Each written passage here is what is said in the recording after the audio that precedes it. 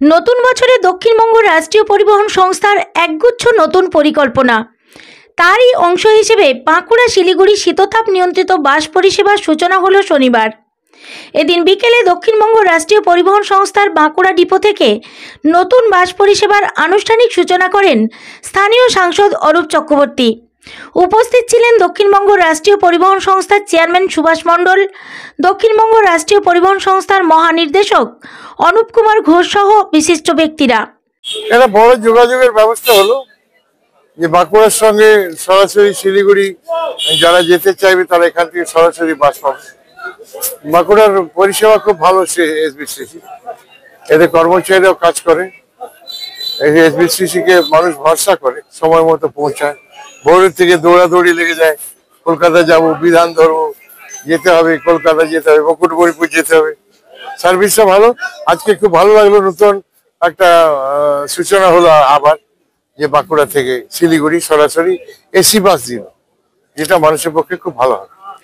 অপরদিকে দক্ষিণবঙ্গ রাষ্ট্রীয় পরিবহন সংস্থার নতুন নতুন পরিকল্পনা নিয়ে জানাতে গিয়ে সংস্থার চেয়ারম্যান সুভাষ মণ্ডল বলেন, জঙ্গলমহলের মানুষে যত সরকারি পরিবহনের সুযোগ সুবিধা পায়, তার পরিপ্রেক্ষিতে 11 সালের পরে আমাদের ঝাড়গ্রামে ডিভিশনাল অফিস এবং তার আন্ডারে 8টি ডিপো সবই চালু হয়েছে। বর্তমানে মানবাজার, বান্দোয়ান, ক্ষীরপাই, ঝিলমিলি, রানীবাঁধ, খাতড়া সমস্ত জায়গা থেকে সরকারি পরিবহনের কথা তো চলছেই, এবং সেগুলো আরো পরিষেবা বাড়াবার কথা বাংলার মুখ্যমন্ত্রী ভাবছেন। আগামী 2-1 মাসের মধ্যে সরকারি পরিবহন আরো বেশি সংখ্যায় বাড়বে এবং সিএনজি গাড়ি তো অনেকটাই চলে আসছে।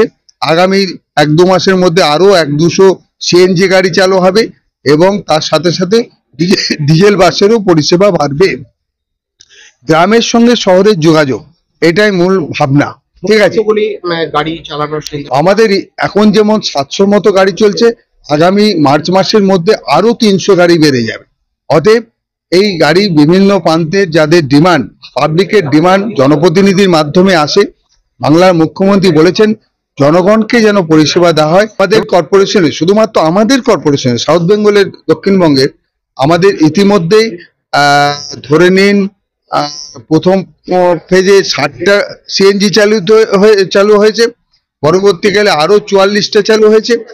আগামী 1-2 মাসের মধ্যে আরো 50টা সিএনজি চালু হবে, প্লাস দুর্গাপুর আসানসোলের মধ্যে 15টি সিএনজি চালু হবে এবং ডিজেল গাড়ি আমাদের 106টি আমাদের অর্ডার হয়েছে, সেটা আগামী 2 মাসের মধ্যে এসে পড়বে।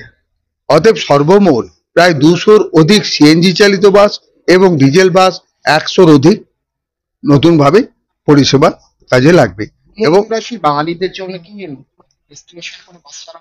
দেখুন, আমাদের যেমন ধরে নিন বীরভূমের লাভপুর, সেখানে ফুল্লরা মন্দির, মায়ের মন্দির থেকে আমাদের নবদ্বীপ আগামী কয়েকদিনের মধ্যেই শুরু হতে চলেছে।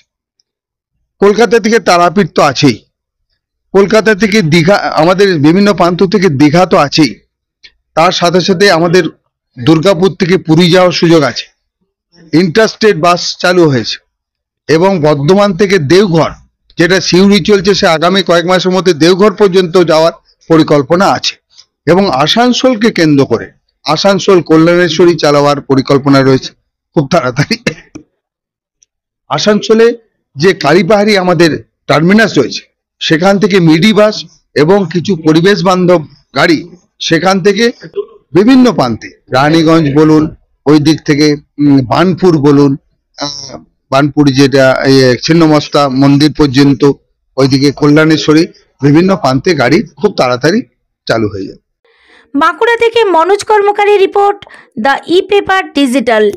DSMS, a premier management college in Durgapur. Admission open for hotel management, hospital management, tourism management, BBA, BCA and nursing. Excellent training and placement assistance. Join now. DSMS, gateway to success.